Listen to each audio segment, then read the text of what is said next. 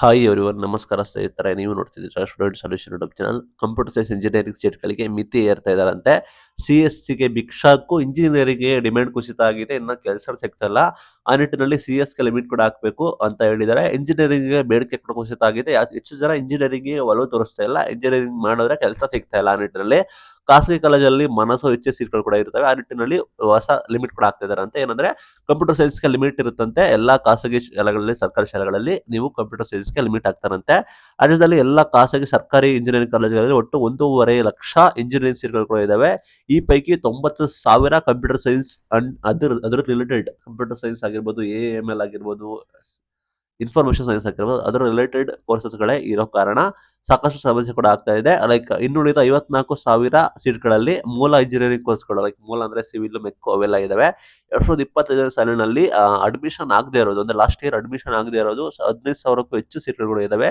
ಈ ಪೈಕಿ 9,000 ಬಂದ್ಬಿಟ್ಟು CS and CSC related courses ಕೂಡ ಇದಾವೆ ಅಂತ ಹೇಳಿದ್ದಾರೆ. ಬಟ್ CS ರಿಲೇಟೆಡ್ 9,000 ಈ ರೀತಿ ಅಡ್ಮಿಷನ್ಸೇ ಆಗಿಲ್ಲ, ಸಮಸ್ಯೆ ಕೂಡ ಆಗಿದೆ. ಆ ನಿಟ್ಟಿನಲ್ಲಿ ಹೊಸ ಮಾಹಿತಿ ಕೂಡ ಕೊಟ್ಟಿದ್ದಾರೆ. ಏನಂದ್ರೆ ಶೈಕ್ಷಣಿಕ ತಜ್ಞರು ಒಂದು ಮಾಹಿತಿಯನ್ನು ಕೊಟ್ಟಿದ್ದಾರಂತೆ. ಮನಸ್ಸು ಹೆಚ್ಚು ಇಷ್ಟ ಬಂದಂಗೆ ನೀವು ಸೀಟ್ಗಳು ಕೊಡಕ್ ಆಗೋದಿಲ್ಲ. ಲೈಕ್ ಇಷ್ಟ ಬಂದಂಗೆ ಕಂಪ್ಯೂಟರ್ ಸೈನ್ಸ್ ಸೀಟ್ ಮಾಡಕ್ ಆಗೋದಿಲ್ಲ, ಅದಕ್ಕೆ ಲಿಮಿಟ್ ಹಾಕ್ತೀವಿ ಅಂತ ಹೇಳಿ ತಜ್ಞರ ಸಮಿತಿ ರಚನೆ ಕೂಡ ಮಾಡಿದ್ದಾರೆ. ಲೈಕ್ ಇಲ್ಲಿ ಬಂದ್ಬಿಟ್ಟು ಪ್ರೋತ್ಸಾಹ ಮಾಡಬೇಕು, ಲೈಕ್ ಬೇರೆ ಕೋರ್ಸಸ್ಗಳಿಗೆ. CS ಪ್ರಕ್ರಿಯೆ ಏನಾಗುತ್ತೆ ಅಂದ್ರೆ 9,000 ಸೀಟ್ಗಳು ಕೂಡ ಭರ್ತಿ ಆಗದೆ ಉಳಿತಿದ್ದಾವೆ. ಈ ನಿಟ್ಟಿನಲ್ಲಿ ಬೇಡಿಕೆ ಕಡಿಮೆ ಆಗ್ತಾ ಇದೆ. ಅದು ಕೂಡ AICTE ಕೂಡ ಹೇಳಿದೆ. ಈ ನಿಟ್ಟಿನಲ್ಲಿ ಬಹುತೇಕ ವಿದ್ಯಾರ್ಥಿಗಳು ಕೋರ್ಸ್ ಬೇಕು ಬೇಕು ಅಂತ ಹೋಗ್ತಾರೆ CSಗೆ, ಬಟ್ ಉದ್ಯೋಗ ಅವಕಾಶ ಸಿಗ್ತಾ ಇಲ್ಲ, ಸಮಸ್ಯೆ ಕೂಡ ಆಗ್ತಾ ಇದೆ.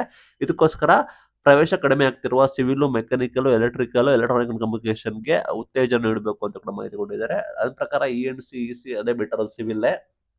ಕಂಪ್ಯೂಟರ್ ಸೈನ್ಸ್ಗೆ as a computer science student ನಾನು ಕೂಡ CSC ಇಂಜಿನಿಯರಿಂಗ್ ಮಾಡಿರೋ ಕಾರಣ ನಾನು ಹೇಳ್ತಾ ಇದ್ದೀನಿ, ಇದು ವೆರಿ ವೆರಿ ಇಂಪಾರ್ಟೆಂಟ್.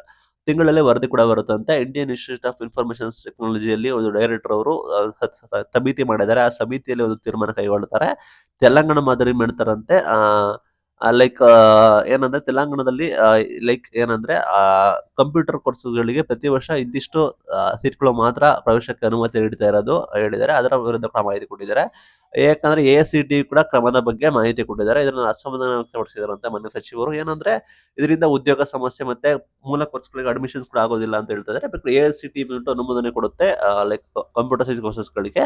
ಈ ನಿಟ್ಟಿನಲ್ಲಿ ಅಡ್ಮಿಷನ್ ಕಡಿಮೆ ಆಗುತ್ತೆ, ಉದ್ಯೋಗದಲ್ಲಿ ಸಮಸ್ಯೆ ಕೂಡ ಆಗುತ್ತೆ, ಮಾನವ ಸಂಪನ್ಮೂಲ ಕೊರತೆ ಕೂಡ ಆಗಿದೆ ಅಂತ ಹೇಳಿದ್ದಾರೆ. ಈ ಹಿನ್ನೆಲೆಯಲ್ಲಿ ಸೀಟು ಹೆಚ್ಚಳಕ್ಕೆ ಮಿತಿ ಏರಲು ಅಧಿಕಾರಿಗಳಿಗೆ ಪ್ರಸ್ತಾವನೆ ಸಲ್ಲಿಸಿದ್ದಾರೆ. ತೆಲಂಗಾಣದಲ್ಲಿ ಇದೇ ರೀತಿ CS ರಿಲೇಟೆಡ್ ಕೋರ್ಸಸ್ಗಳಿಗೆ ಲಿಮಿಟ್ ಹಾಕಿದ್ದಾರೆ. ಅದೇ ರೀತಿ ನಿಮಗೂ ಕೂಡ ನೀವು CET ಮಾಡ್ತಿದ್ದೀರಾ, ಇಂಜಿನಿಯರಿಂಗ್ ಮಾಡ್ತಾ ಇದ್ದೀರಾ, CET ಮಾಡಬೇಕು ಅಂತ ಇದ್ದೀರಾ, ನಿಮಗೆ BE ಕಂಪ್ಯೂಟರ್ ಸೈನ್ಸ್ ಸೀಟ್ಗಳಿಗೆ ಲಿಮಿಟೇಷನ್ಸ್ ಕೂಡ ಇರುತ್ತೆ. ಅದು ನಿಮ್ಮ ಮೈಂಡ್ ಅಲ್ಲಿ ಇರಲಿ. Thank you for watching till end. Thank you.